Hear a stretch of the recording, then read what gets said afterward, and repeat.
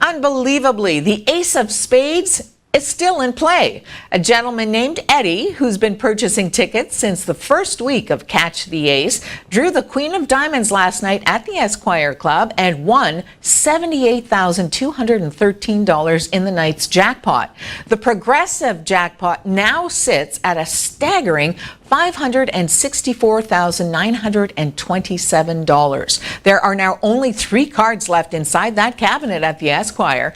Just over $940,000 has been raised to date for the Big Brothers Big Sisters organization, as well as the Group Health Center Trust Fund. City Police had second line down to 2 lanes in front of the Esquire, and at about 5 o'clock, the lineup stretched as far east to Rexall at second line, south down to Estelle, and then headed west to Patrick. You've been here since week 1. Why keep coming back and play this every week? Lots of support from my friends, and it's good charity. How many tickets did you buy for tonight's draw?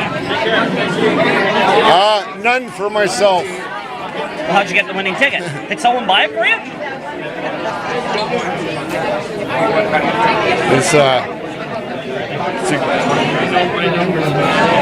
Are you going to be back next week, Eddie?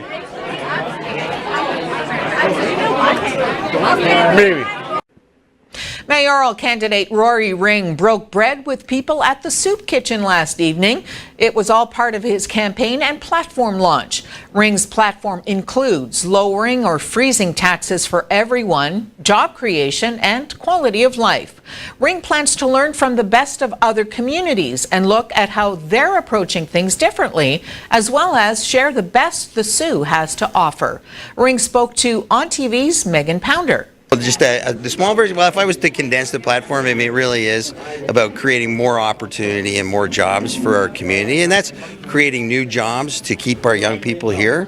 It's also creating jobs to attract young families to Sault Ste. Marie, but it's also making sure that we have jobs and a skilled workforce that can be supplied into the jobs that exist. For lower taxes, it really is about making sure that we're operating and making decisions based on a return on investment for our citizens. Our citizens pay property taxes into the system, and they do expect a return on that in terms of investment in economic prosperity, investment in opportunity, and investment in services. So we have to make sure that we're conscientious about what we're doing with the taxpayers' dollars. I mean, property taxes has gone up, the levy's gone up 11% in the last 4 years. That's pretty significant, especially if you're somebody on a fixed income and you're at home on your own and you're still trying to pay your electricity bills and try to pay for transportation and try to pay for somebody to clean your driveway out. So we have to make sure that we're being responsible with the way that we spend our taxpayers' money.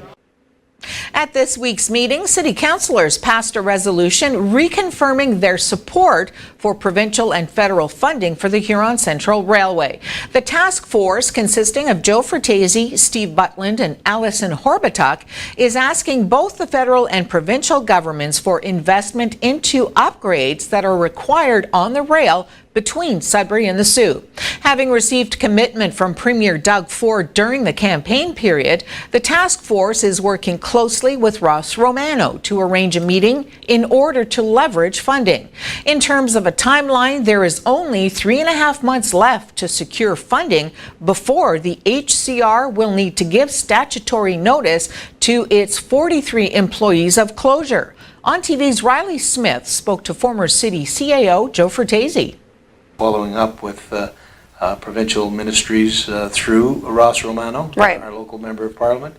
We expect that it will be Northern Development and Mines that provides the funding, but we quite frankly don't care which ministry provides as long as it comes. As long as it comes, and those are our next tasks, to meet with either the Premier or who he might assign as the appropriate minister, and to solidify his commitment in terms of Fierce winds and heavy rain from Hurricane Florence hit Wilmington, North Carolina before sunrise today.